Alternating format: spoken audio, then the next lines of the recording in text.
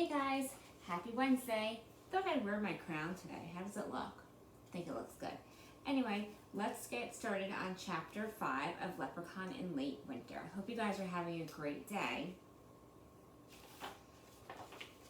Chapter 5, A Fireside Tale. Hello, Mary, said Augusta.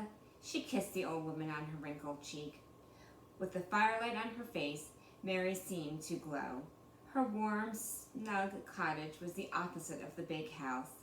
It smelled of damp leaves and moss, bread and chocolate. Firelight danced on the earthen floor and stone walls. Rain dripped through the roof, pinging into a couple of tin buckets. And who do we have here, Miss Augusta? Mary asked. 2 poor children from town, said Augusta. I want you to tell them about me, how I truly love the poor and try to help them. Mary smiled. Please, sit down first, she said. Jack, Annie, and Augusta sat down on 3 rickety wooden chairs. Would you children like some hot cocoa? Mary asked. Jack and Annie nodded eagerly. Yes, please, Mary, said Augusta. But would you tell them? Yes, I will tell them all about you, said Mary. She picked up a pot sitting on the hearth. She poured steaming cocoa into 3 mugs and handed them to Jack, Annie, and Augusta. The cocoa smelled delicious. Jack took a sip and licked his lips. Yum, he said. His insides felt warm for the first time all day. Now, Mary, asked Augusta. In time, my child, Mary said to Augusta. Tell me, what have you been doing today? I delivered cakes in town, Augusta said proudly. Then I found these poor children in our kitchen looking for work. I've tried to help them, but they say I am snobby. I brought them here so you could tell them the truth about me. Ah, I see, Miss Augusta. How did you try to help them, said Mary. I've tried to discover what they are good for, said Augusta, but it appears they are good for nothing. Really? Mary fixed her twinkling eyes on Jack and Annie. Well, let us start with this, children. Tell me something you like to do. No, wait, what do you love to do? Well, I love to read, said Jack. And write, said Annie. Read and write, said Augusta? I don't think so. Mary ignored Augusta and kept looking at Jack and Annie. What do you like to read and write? Asked Mary. Facts mostly, said Jack. True stories. Jack writes facts down all the time, said Annie. Honestly, Mary, said Augusta, soon they'll be telling you that they are actors too, and have performed in a play by William Shakespeare. Can we talk about me now? Actually, that's true, Jack said to Mary. We were in A Midsummer Night's Dream. Annie and I were fairies. I had stage fright, but, well, William Shakespeare himself, said Annie.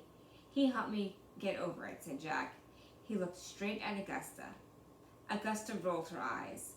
Will was so nice, said Annie. And smart, said Jack. Of course he was, said Mary.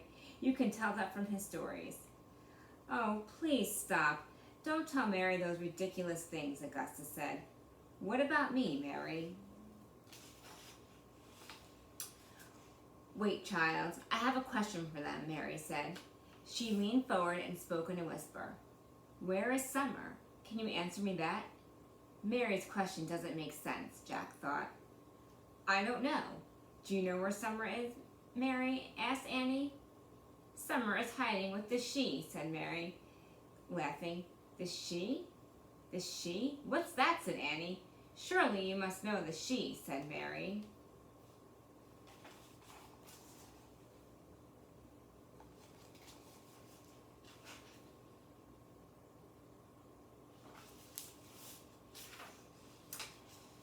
That's what we Irish call our fairies.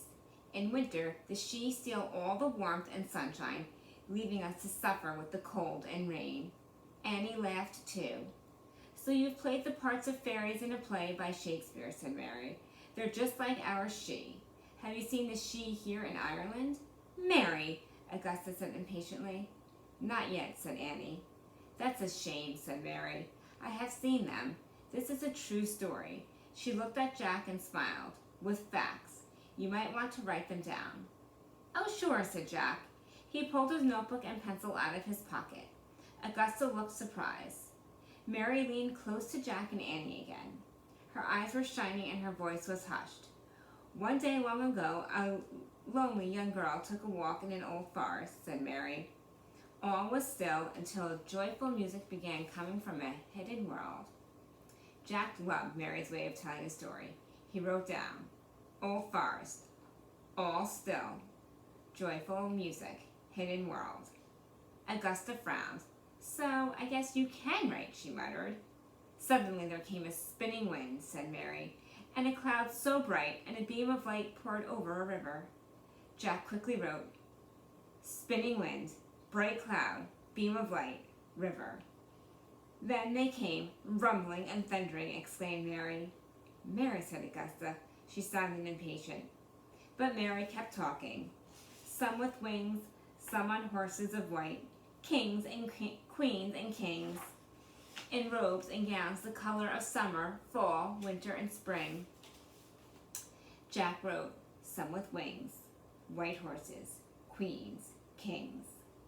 They galloped in a circle, a blinding swirl, said Mary. They swept up that lonely girl and carried her across the river to their secret hollow hill. Had she gone inside, she would have become very small and seen many wondrous sights. Jack wrote, take lonely girl, hollow hill is she, wondrous sights. Jack looked up from his notebook, waiting for Mary to go on. When she spoke again, her voice was very soft, but the girl grew afraid and ran home instead. Mary sat back in her chair and closed her eyes. The only sound in the cottage was the crackling of the fires and the pinging of the rain into the tin buckets. Mary, Annie said softly, are you the girl in the story? Mary opened her eyes. I will never tell, she said. Oh, Mary, said Augusta, such tales. She turned to Jack and Annie. Mary still believes in the impossible. I do, I surely do, said Mary. Every night I leave a bit of milk on my windowsill for the she. She leaves crumbs at my door. They eat them too. Mary, the birds eat the crumbs, said Augusta. Yes, the birds are hungry also, said Mary, but the she pick over the crumbs first. At twilight, they steal across the river from their hidden hollow hills. Just ask old fishermen of County Galway. Ask the farmers and the nursemaids. Augusta shook her head sadly. Mary, only simple-minded folk still believe in such things, she said. Educated people know what is true and what is not true. No, child, said Mary. They only know what they think is true. Augusta straightened her shoulders. Well, we should be going now, Mary, she said. So could you please tell these children the truth about me now? Yes, said Mary. She turned to Jack and Annie. Do you children have names? Jack smiled. This was the first time today anyone had asked their names. Yes, our names are Jack and Annie, said Annie. Well, Jack and Annie, thank you for coming to visit me today. I can tell that you are very special, said Mary. What about me, Mary? Augusta asked. Am I special? Yes, child, you are, said Mary. She turned to Jack and Annie. Augusta is special too, but in a different way. How am I different, Mary? Asked Augusta. You tried very, very hard to be good, and you were very smart. But you... Mary stopped. What, Mary? What? Said Augusta. You are not happy, said Mary, and that breaks my heart. Augusta's eyes filled with tears. Oh, Augusta, don't cry, said Annie.